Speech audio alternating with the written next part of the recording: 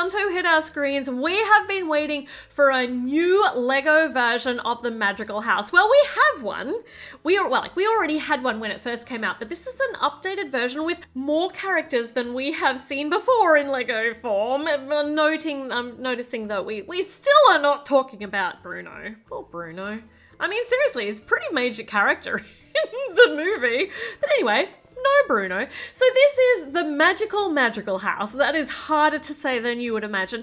It is $250 here in Australia. It is $160 in the US, and it's 1,560 pieces. So a good whack of pieces.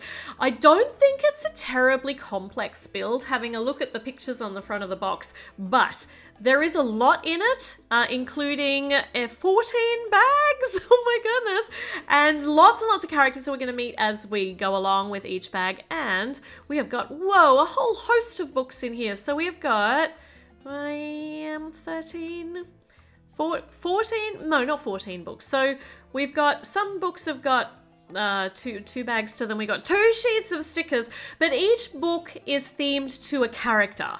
Cool. That's very cool. Okay, so we're going to split this up into parts, this build, and we're going to explore a little bit of this each day until it's all done. So today we're going to do bags number 1 and 2 with Louisa. Louisa, finally! In Lego form. I painted my own version a little while ago, but here we go. Now we've got her.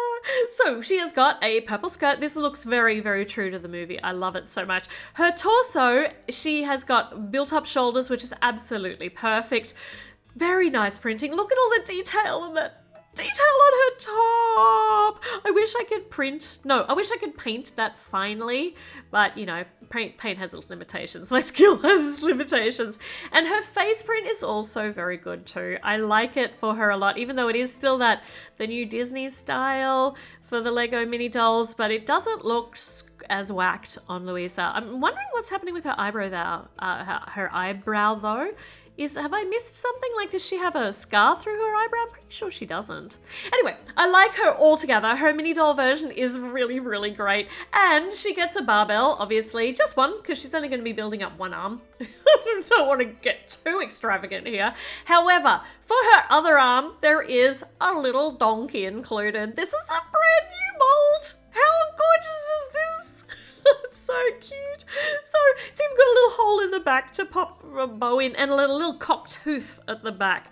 That's the cutest thing ever. So she is, I feel it's a little bit demeaning though, because she's been given a tiny donkey to lift. She's so much stronger than that. Where's her whole host of donkeys? I'll just have to buy lots and lots of sets and get lots and lots of donkeys. I'm not gonna do that. The set's really expensive. So she's got a token donkey. That's really fine. And we're starting our build on the first big room of the Magical Madrigal House. I'm gonna keep saying that so I can practice, I can get really good at it.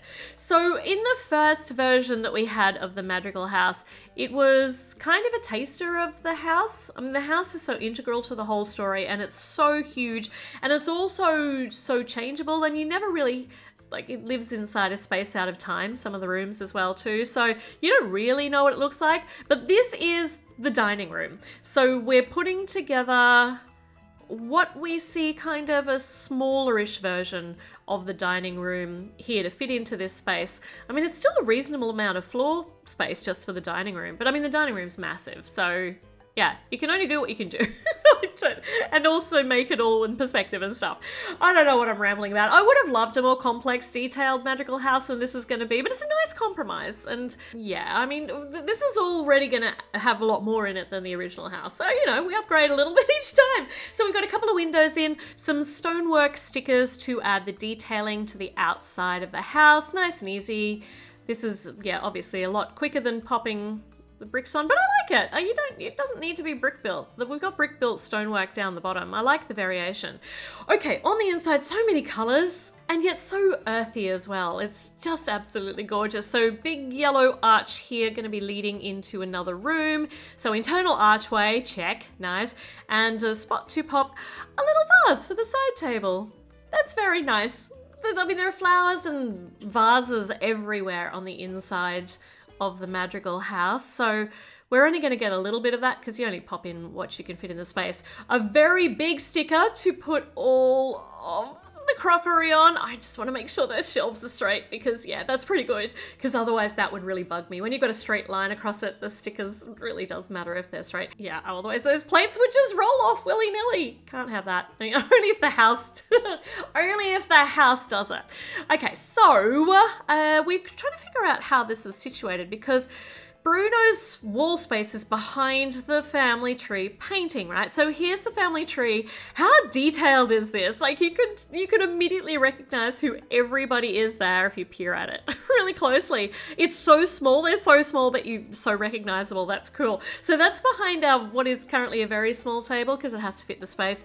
This is our kind of formwork above the table. Got some lamps. So if you remember, I think there's like a butterfly motif going along the top in the wallpaper, so that's a little hint to it. Got some teacups on the table and a teapot. That's all there is room for this table because we're up to bag number 2. Because I think the most important part in this room is going to be the chairs.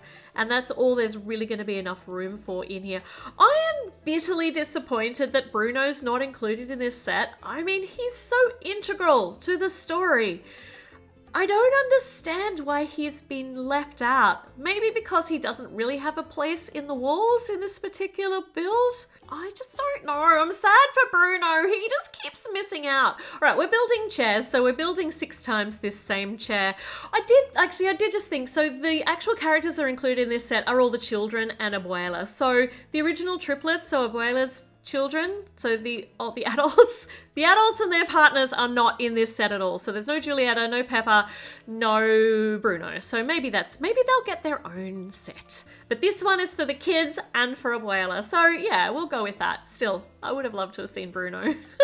So popping these chairs in on the jumper studs all the way around the table. It's a teeny tiny table and there are lots of chairs there and they're going to have to fight over the teacups, but the idea is cute. Okay, so we've got our dining room. Getting some wool, like some molding detailing, I think. I think these are either going to go, because there's so much fresco work happening and painting happening on the inside of the house. Oh no, these go on the outside. So these are detailing for above the windows. That's lovely. That's absolutely gorgeous. How pretty does that look?